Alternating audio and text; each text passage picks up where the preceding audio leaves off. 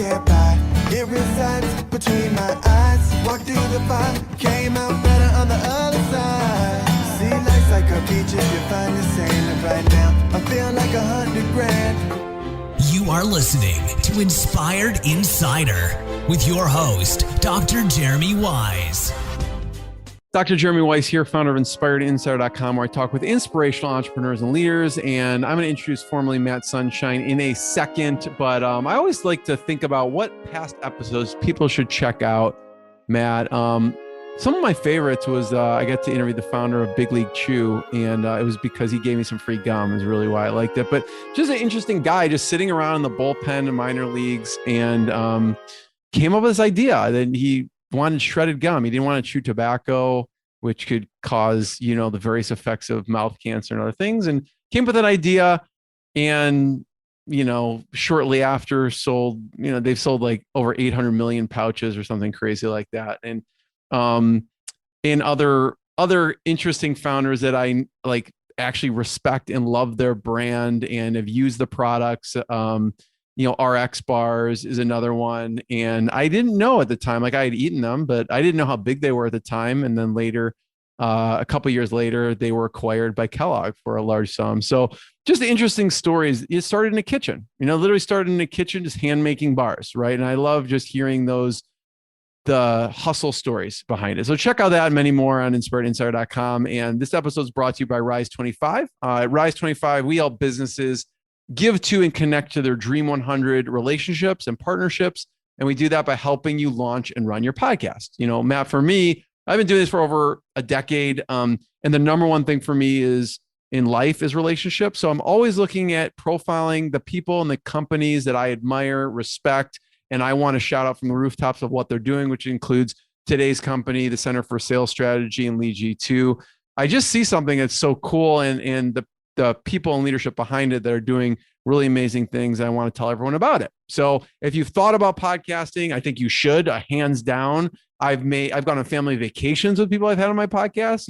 When Matt comes through to Chicago, we'll probably go to dinner, or if I go to Texas, we'll go to dinner, and you just form these bonds with people. So check out rise25.com. And I'm excited to introduce today's guest, Matt Sunshine. He's managing partner of the Center for Sales Strategy and Lead G2. Prior to 2006, Matt worked closely with the Center for Sales Strategy as the group director of the sales development for a radio corporation. And basically, they specialize in helping companies that are selling directly to other companies, B2B. Matt developed and launched Lead G2 inside of, I guess you could say, the Center for Sales Strategy. It's one of those things, it works because when you eat your own dog food and you use it yourself, you prove it out, right? And that's what happened with Lead G2, which I'll talk more about. And you can check everything out at the centerforsalesstrategy.com or leadg2.com. Matt, thanks for joining me. Hey, thanks for having me on. And yes, when I get back up to Chicago, we will definitely go and have dinner. Awesome. And anytime you're down in Dallas, let me know. I'll gladly host you. I love it. I want to try the barbecue there. There's so much fascinating about your story and about your journey. And what I found most fascinating out of everything, and this, I don't know, you don't know what I'm going to say here, but this was really fascinating. I mean, this stuck out to me. When I read this, I'm like, I have to ask Matt about it. And we will talk about growing clients. We'll talk about growing business. We will talk about growing the team from 25 to 45 in a short period of time. But when you were a child, you did not speak until you were 7 years old. That is true. And I'm thinking, okay, I have a 7 and 10-year-old. I'm like, how would I be feeling right now as a parent if my 7-year-old had not spoken yet? Yeah. So it's scary, right? Tell me a little bit of the background behind that. Yeah, I didn't speak. I was audible, but I didn't speak words. And I am. Now you're a public speaker. I mean, the other day I was watching you give a talk online, inbound. Yeah. Okay. So it's a big change. Yeah. So yeah, and my family thinks it's absolutely hilarious that I didn't speak. They'll jokingly say, you didn't speak until you're 7, and then you haven't shut up ever since. I don't know. There was a lot of concern about the reason why I didn't speak. And obviously my parents took me to all the doctors that you could imagine taking your child to if they didn't speak. And eventually a neurologist said, you know what, it's actually not that uncommon, especially in boys. Why don't you get him involved in sports and let him ride his bike and climb trees and play in the parks, and probably by the time he's 7, 8 years old, it'll all come together. And again, I was audible, but I just didn't make words. I wasn't able to speak. And by the time I was in speech class until 4th grade, and then it was around 4th grade when I was okay. And yeah, it's just weird, right? Did they ever figure that out? Why it was? It was my wife's dad happened to be, my father-in-law happened to be a neurologist. And when I started dating my now wife, I remember asking him about it, and he said, you know, it has to do with motor skills and development, and some people it just takes a little bit longer. So yeah. So how does that affect you with your, like, now? Do you think back, like you had to have a certain amount of grit, or you have to just, you think back to that, well, it wasn't like that, or maybe not. I don't know. How do you think it affects you with the way you are now? Yeah, you know, I guess you don't really know because you don't know any different, right? I mean, I do know that as a child, even when I was having a hard time speaking, that my parents were very clear with me that, Matt, no one can understand you. They didn't make it seem like I was the center of the universe and everyone else was going to have to figure out how to deal with Matt. It was, Matt, you're going to have to figure out how to deal with everyone else. And I think that's really something that is a characteristic, that the world doesn't center around me. And it's my job to, you know, be a participant in this thing. Yeah, I love that. Another key part of your story, which I find interesting, I believe, if my facts are straight, is that your wife precedes you at the Center for Sales Strategy. Yes. Yes, she So does. how did that come about? I mean, obviously you did some work with them, but yeah, how is that dynamic play in the beginning and then now? Yeah, it's a great question. So I was a client of the Center for Sales Strategy. I was the director of sales recruitment and training, and at the radio company that I worked for. And we were working with, we owned at the time, the company owned radio stations in 7 cities across the country. And we had hired the Center for Sales Strategy, and we were working closely with those guys. And I was probably the main point person. And I really I thought what they were doing for us was really best in class. I mean, they took us from being accidentally good to intentionally great. And I always loved that. Like, it gave us a system and a process. So one day, my wife, who had been a recruiter for both the University of Missouri and then for SMU here in Dallas, she had thought about going back and becoming a teacher and got her teaching certificate to do that. But then what happened is we got pregnant and we had twins. And so she became a stay-at-home mom, very entrepreneurial, created some small businesses. The Center for Sales Strategy reached out to a bunch of their clients and said, hey, we're looking to hire a talent analyst, someone that can help identify talent in potential salespeople. Does anyone know anyone? And I remember I called up Beth and I said, hey, this sounds like you. Are you interested? And so when she did that, I did say, when she was interviewing, because I knew the owners of the company at the time, I did say, listen, if you hire my wife, does that mean that I can't work there? And they said, no, one day if you ever want to, we'll see what happens. So, but yes, she was here 2 years before I got here. So then tell me about the transition to going from radio to the Center for Sales Strategy. Yeah. So like I was saying, when I was in radio, the company I worked for, we had about 100 salespeople across the enterprise. I thought that we were good, but I didn't think that we had a system or a process or a structure. Everyone kind of just did it their own way. And by the way, we had really good people. So doing it your own way produced lots of good results. But I wanted something a little bit more predictable. So I hired the Center for Sales Strategy. The company I worked, and I got to know them really well, and I really enjoyed what they did for us, and really started implementing at a high level what they were showing us to do. The company I worked for, the radio broadcaster that I worked for, sold. It was a privately owned company, and it sold in May of 2006. When that happened, I had a choice I had to make. Do I want to stay with the new company? Do I want to go to a different company or start my own business? And I considered all of those things when the Center for Sales Strategy reached out and said, "Hey, we'd like you to come on board with us." It was like, this was meant to be. I knew them, I knew what they could do, and I had used the product for 10 years. Made sense. I want to hear about because I know you have grown the service line since then. What were the services then? And now what are the services? Yeah, so back in 2006, people knew us for really two things. One was customer-focused selling, and the other was something called talent-focused management. And customer-focused selling was a sales process, and that we taught sales training. And customer and talent-focused management was the idea that each person is an individual, and that you should do all you can to uncover what their talents are, and then help them to soar with their strengths by giving them an individual focused coaching strategy, rather than coaching everyone and holding everyone to the exact same thing. Work individually so that you can get Jeremy to be the best Jeremy and Matt to be the best Matt.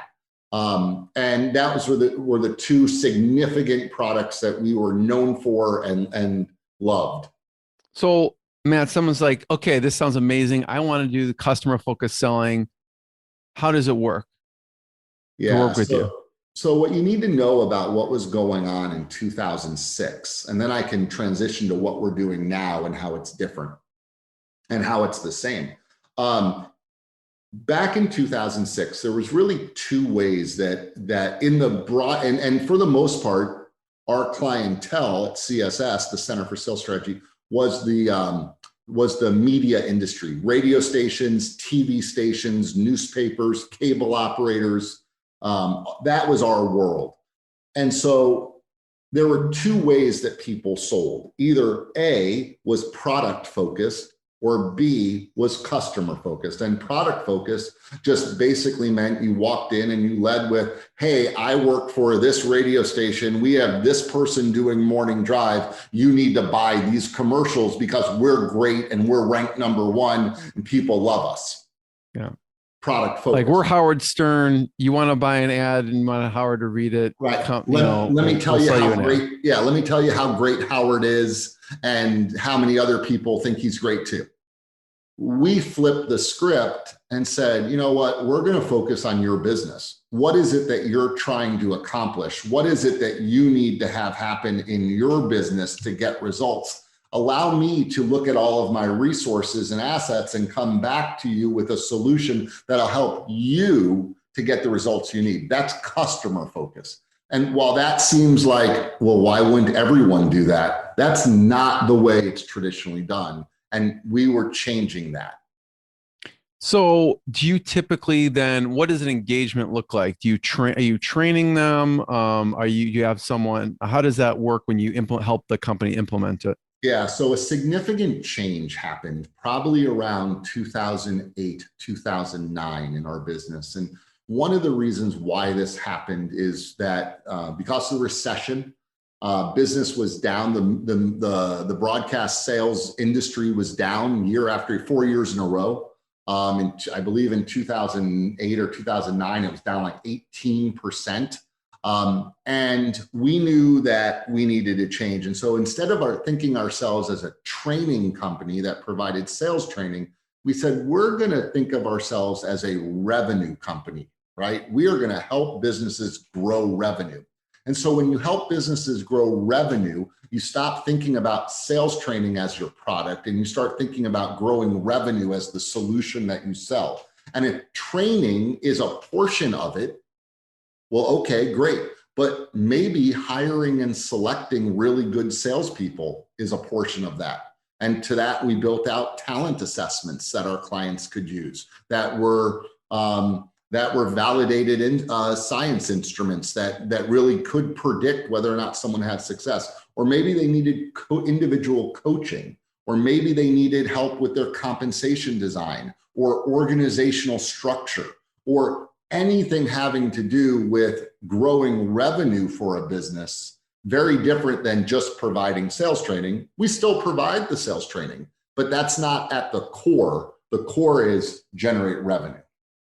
So now today, fast forward to today, you have talk about some of the services you offer, one of them being Lead G2. Yeah. So what happened is this. So the services, first I'll tell you the services, then we can talk about how it happened.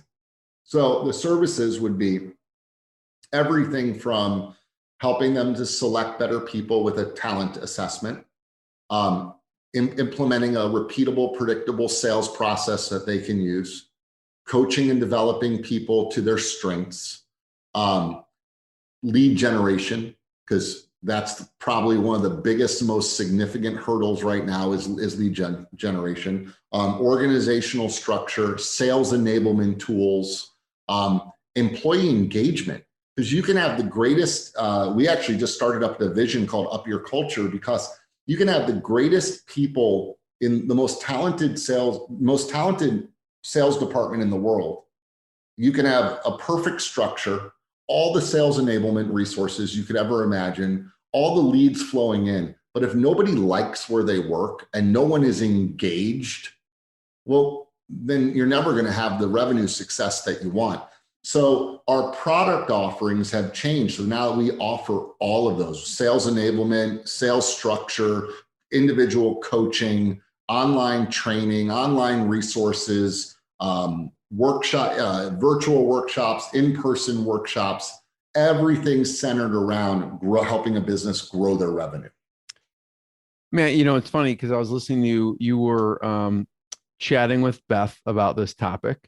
And I thought it was interesting, the example she gave, which was, I like the distinction between happy and engaged, because you gave the example of going in a store and the staff was chit-chatting amongst themselves and totally happy that they were there, happy with their peers, but they were totally neglecting the customers who are coming through the door. And I'm like, that makes perfect sense. You want happy and engaged, right? So I like that you kind of make that distinction there.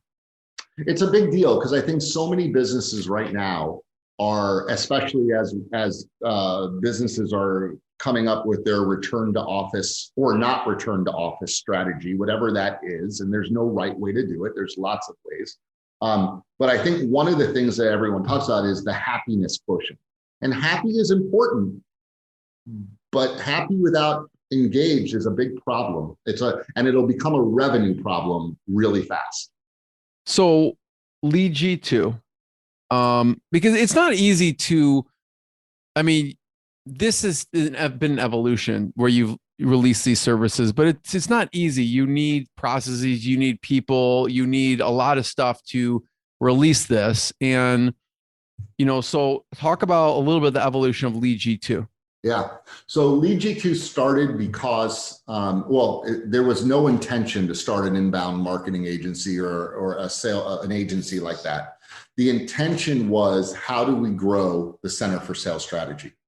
And we're very proud of the fact that we retain 90% of our customers year in and year out, and our average client has been with us for 7 years. But when we looked at how we were going to grow, the growth strategy for the Center for Sales Strategy for many years was a sales leader or a business owner who was a client of ours, left the job that they were currently working at to go to another company. And when they went to that new company, they called us up And they said, hey, I'm over here now. Can we work together? And we said, sure, yeah, let's work together. And that worked. By the way, that still works today, except for the fact that that's not a predictable growth strategy. You don't want to like tie the success of your business to the fact that you're hoping people leave their current job to go somewhere else.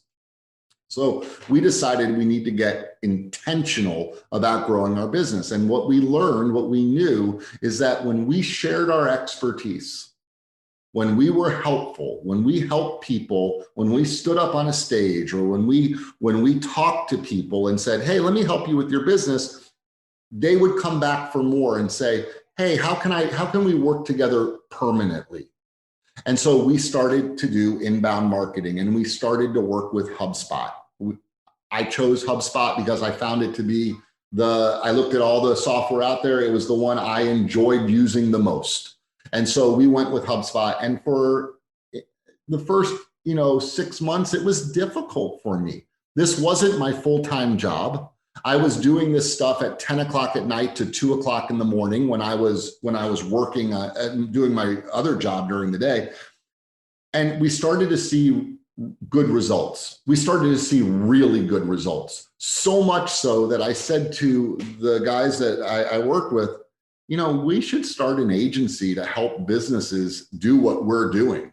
Like, if we're really this revenue performance company, why wouldn't we help our clients with lead generation and thought leadership and sales enablement tools? That's a natural evolution of our business. We should do that. And about a year after we did it for ourselves, we stood up this agency and said, let's give it a shot. And today we're one of the larger HubSpot agencies out there.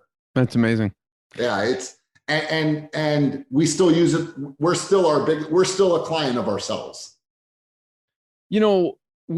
I'm interested here also, because I listen to one of your talks at Inbound, and I like how you talk about talent and how you talk about Michael Phelps, and like, even if I swam for like every day for the next 10 years, I'm not going to win a gold medal. I probably won't even make the Olympic team, and probably won't beat the junior high kid or whatever. But I love to hear about the leadership internally with the Center of Sales Strategy, because you kind of rose up the ranks, and then how that transition of leadership was for you as you started to, go up the ranks. Yeah, absolutely. So the Center for Sales Strategy was started by a gentleman by the name of Steve Marks almost 38 years ago. Actually, almost 39 years ago. And it was his desire that the company would survive him, right? It would live on beyond him. And so it becomes incumbent on the leadership of the company to always be looking to grow and groom the successors. So Steve had a person that worked for him named Jim, and another guy named John, and Jim and John bought the company from Steve.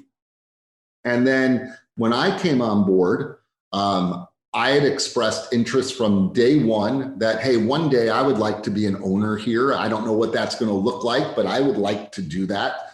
And Jim Hopes wanted to move towards retirement. And so he came to John and to me and said, I'd like to sell my shares to you.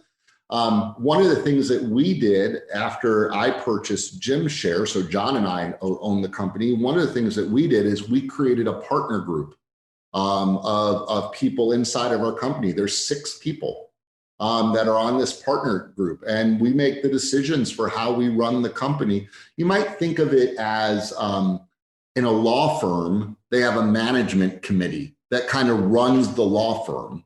Well, that's kind of the way the Center for Sales Strategy operates, and the fact that there's this partner group of 6 people that make a lot of the important strategic decisions on what the company does and what it won't do and what it stands for. And then we're extremely transparent with everybody, and we share, and we are proud of the fact that for a company our size, we've had a lot of people come up in the ranks, which is kind of nice. We like doing that. One thing I wrote down too is, from 5 years ago at 25 people to today around 45 people, Talk about the best. I mean, that's kind of what you do as a company. You help other people do this too. So you do it for yourself, but I'd love to hear some of the top tips for growing and also some of the challenges of growing. Yeah, well, I'll tell you, the hard part for us is focusing on ourselves. We are really good at helping other people grow their business and sometimes neglect ourselves. And I think that's probably fairly common, right? Say too much time working in your business, not enough time working on your business. I think I had someone, the president CEO of Site Tuners on, and who does conversion optimization. And I asked him, I go, listen, I know sometimes, I don't know the saying, whatever, the cobbler's kids don't have shoes or whatever. And I go, he goes, it's funny, Jeremy. And he said this on the interview a couple years ago, we revamped our site. Like, we neglected our site for so long. So a couple of years ago, we're like, we need to focus on us. And we actually did for us what we do for our clients. But it was a long time, he's like, before we actually just zeroed in and focused on ourselves. So totally get it. One of the things that we did is we made a list of all the important jobs to be done inside the company. Like, okay, who's in charge of sales? Who's in charge of marketing? Who's in charge of customer experience? Who's in charge of talent? Who's in charge of, made a long list of 15, 20 things, whatever it was, of all the things, regardless if there was a title or not, just who is in charge of this? And then we went through and we said, okay, let's write down the name or the names of the people that are in charge of it.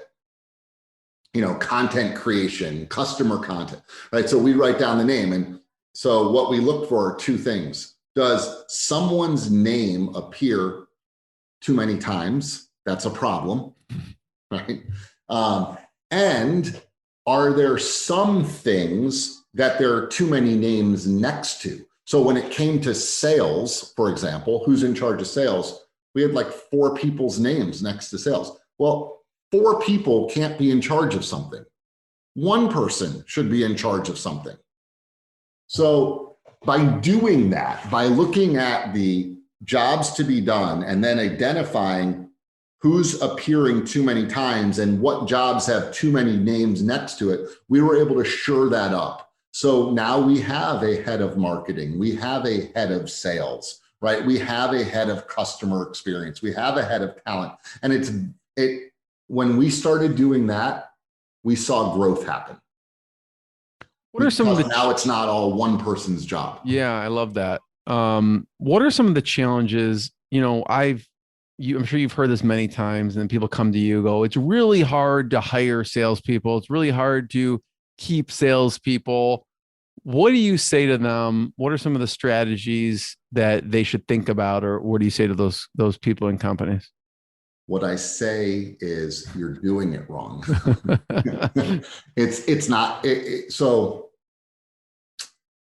it's simple. It's not easy, right? It's simple. It's not easy. So here's why I say that. I can tell you exactly what you need to do. And if you'll commit to doing it, it'll work.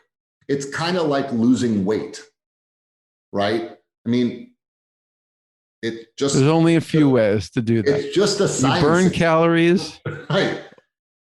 Or you don't eat as many calories. Right. It's just a science experiment. I mean, that's all it is. Burn more than you take in, and you're going to lose weight. Same with like hiring. So you have to have a big talent bank, which means you have to constantly be looking and constantly be interviewing. I've shared this story with lots of people. When I was a sales manager, I interviewed regularly 2 to 3 people a week, every week. So I interviewed between 100 and 150 salespeople every single year. And when you only have to hire 3 or 4 people a year, but you're interviewing 100 to 150, you got a lot of choices. And then use a validated talent instrument to help you to determine, do they have the right talents? Learn how to read a resume or look on LinkedIn to see if they have the right experience, and then role play with them or give them tests to see if they have the skills that they need to have, the developed skills that they need to have in order to have success. But if they have the talent, the experience, and the skills, they're going to be successful. Interview enough people so you have a large talent bank, and then commit to growing and developing them once they join your team. If you do that, they'll stay forever. I feel it's very easy to get caught up in, Matt, like the reactive mode as opposed to proactive. Like you were probably super busy, I imagine, when you were interviewing 2 to 3 people a week. It's like, oh my God, like I don't really need someone right now. It's probably very easy just to not do that. What gave you the discipline or put that in your mind that, okay, I need to just do this no matter what? 2 things. You're right. It becomes a habit. And once it becomes a habit, you won't not do it either, right? So just as it's hard to do it, it's hard to stop doing it once it's your thing. So I've done a lot of endurance sports over the years. One of the things that you learn when you do an endurance sport, especially let's just say a marathon, the first thing you do when you're gonna do a marathon is tell everybody you're doing a marathon, right? Because then everyone holds you accountable. Everyone's gonna ask, so Jeremy, how's the training going for the marathon? You don't want to say, oh, not doing that anymore, right? So when it came to recruitment, I told everyone what I was gonna do. I told everybody, I'm gonna start interviewing 2 to 3 people a week. The other thing is the state where I worked, we had ridiculously large turnover. We had about 40% turnover. And that's because we were not selecting the very best people, and we were not growing and developing them the best that we could. And I said, we need to put a stop to this. And I knew that it started with recruiting and selecting the very best people and then growing. And we reduced it to 17% in 1 year. Went 40% to 17% in 1 year. That's a really, really big deal. I mean, that saves the company lots and lots of money. Yes, I was busy. Everyone is busy. You learn to make it a priority and you do it, but I committed to it. I absolutely committed to doing it. Yeah.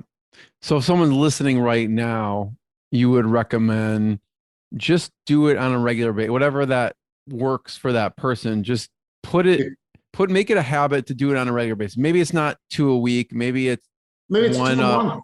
Maybe it's 2 a month. Right. The Matt I needed to do based on my needs, based on our structure, 2 to 3 a week was what was required. But you could easily say, well, I only have to do 2 a month and I'm in a good spot. I only hire 1 person a year. If I had 24 people, I'd be good. How does that conversation go? Like, so you're not hiring, do you just tell them up front, hey, like, if not now, later? Or how do you talk to the person about that? Yeah, so that's great. That's a great question. So there's a big difference between interviewing for a talent bank versus interviewing for a job that you have open. See, from my frame of mind, when you have a job open, you look in your talent bank to select somebody. All year long, you're making deposits into your talent bank. And it's just like a real bank. I mean, the more you have in it, the more options that you have. So when I'm interviewing, if I was interviewing you, Jeremy, I'd say, Jeremy, we really don't have a position open right now, but I'm always looking for really good people to put in my talent bank. I want to get to know you, get to know what your strengths are, what your likes and dislikes are, what you're looking for, so that when I have something open, I can look at my notes and go, who would be perfect for this? Jeremy. And I'll give you a call when that happens. The other thing is people that are, when you're interviewing for Talent Bank, you're not necessarily interviewing people that are looking right now. It gives you the freedom to talk to people. Well, I could call you up and I could say, hey, Jeremy, your name has come up 2 or 3 times. I'd love to talk to you about. It takes the pressure off. Hey, and Jeremy, your first thing would be, I'm not looking for a job. Say, great, I'm not hiring. I don't have any openings. I'm just trying to get to know you so that maybe one day. Yeah, I love that. There is also, I'd love to talk about an example, right, for the Center for Sales Strategy. And there's an example in the broadcast industry that relates to a large figure. I love to walk through kind of in that specific example what you did. Yeah. So one of the things at the Center for Sales Strategy, so fundamentally, we believe that the formula for sales performance would be talent plus training plus tactics equals sales performance. So you get the right people, you train them up the right way, you give them the right tactics to use, and they're going to be successful. And you know from earlier when we were talking that we don't really believe in product focus. And so many times the tactic that business owners have is go and push this product. So we came up with a tactic that is about focusing on process, and we call it a target drive. Target drives are 8 to 12 weeks in length. And the idea is that each salesperson identifies a handful of targets, maybe 10 target prospects that they're going to go after. A target prospect being one that could eventually become a great client, not just make a sale, but a great client. And that over that 8 to 12 week period of time that you would focus on identifying who the prospect is, getting an appointment with them, connecting to get an appointment with them, doing a discovery meeting so that you could uncover desired business results and how they might measure success, advise them on the right solution, present them a solution, and close the business. So we would focus on that. And because we're going to measure how many appointments did you get? How many proposals did you present? How many closes did you get? Not only are we going to see the results that the revenue that it would produce, but we're also going to be able to identify where the bottlenecks in your sales process might be and be able to help you to cure your bottlenecks, which will ultimately grow your overall revenue. It's a tactic, yes, but it's a tactic that supports your process versus a tactic that supports your product, which is the big disconnect that a lot of people do this and do this wrong. Well, we've done this over the last 18 months. We've done this with 550 business units. And it's generated $127 million in brand new business for the companies that we work with. And what's even better than the revenue that it's produced is the data that we have from this. So let me give you some of that data because it's fascinating.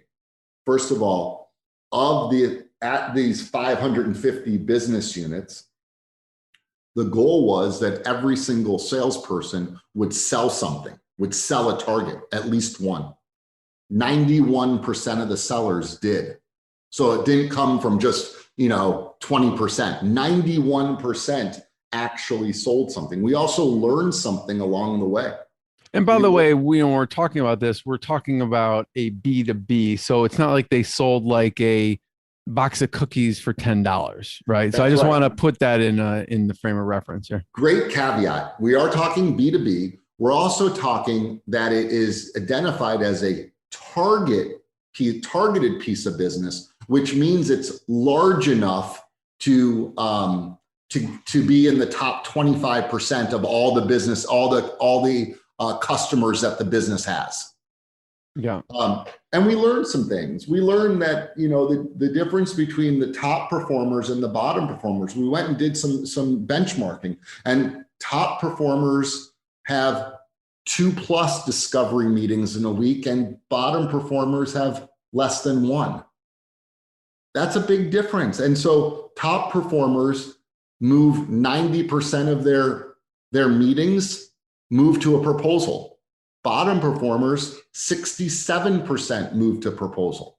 So this sort of data, when you have this sort of data for your organization, you can really make significant coaching improvements. Why do you think that is, the 90% to 67? Let's make the assumption that, like you said, it's still the target client. So it's not like they're less qualified or more qualified. Let's assume they're the same qualified. What are they doing? Like, what are some of the things that you found are lacking? Yeah. So it probably a better thing is what are they not doing versus what they are doing. So I bet it's two things. Number one, they might not be that talented to begin with, right? They might not have the natural talent. They might be like me trying to swim like Michael Phelps. I can practice all day. I'll get marginally better, but I'll never be an Olympian. Yeah. I mean, well, you give the example when you were in a car with a client with one of your team members that they just naturally picked up on, something on the window with the kids and the names and were bonding, and that maybe just wasn't the same skill set, right? Right. I mean, some people are just more natural at that. And I think, so one of the things you can easily say is, well, I have to make sure that my salespeople do a better job of converting their appointments into a opportunity. But if they're really struggling in that area, it's either because they're not capable of doing it, they don't have the talent, or they're refusing, or they don't know how to do it. And if that's the case, then we have to train them. And that's your job as the sales leader to give them that specific coaching. But wouldn't it be great? And this is what our clients have benefited from. This is a real value I think that that the Target Drive brings, is that you can isolate where the bottleneck is. It's not just, sales aren't where they need to be. Sales aren't where they need to be. And the reason why is because we have, three people on our sales team that are not very successful. They're good at getting appointments, but their appointments never lead to proposal. Okay, great. Let's zero in on just that and fix that problem. Yeah. First of all, I have one last question, and I just want to thank you for sharing your knowledge. And this is a big pain point for any business, which is talking about sales and lead generation. So I want to point people to Lead G2, point people to the centerforsalesstrategy.com to learn more and check out more. And my last question is going to be, I'm just interested on, your mentors in business, and it could be mentors in business that you personally interact with. It could be distant mentors, I mean, like you just love their books or training. And before you answer it, I just I can't unsee one of the things that you showed in your one of your presentations, which I thought was really, I don't know if funny is the right word, but you show a picture in this whole talent plus training plus tactics equals performance. You show this before this Tom Brady picture. Okay. And it looks like, I didn't even know who it was at first. This picture of Tom Brady, like when he first entered into the NFL, looks like whatever, like a high school kid. And then you show the after of him with the rings, and it's just, you were showing how just spotting talent is so important, but then you also need all the other things in place. But that visual, I can't get out of my, because I'm like, who is that? Is that like someone I went to high school with? It just didn't look amazing? Like the Tom Brady today. Exactly. He was simply raw talent. He was raw potential. Someone had to see that and believe in it and coach it and develop it and modify it and groom it to get him to be where he is today. And somebody did. I'll tell you this, and then I'll answer your question. Yeah.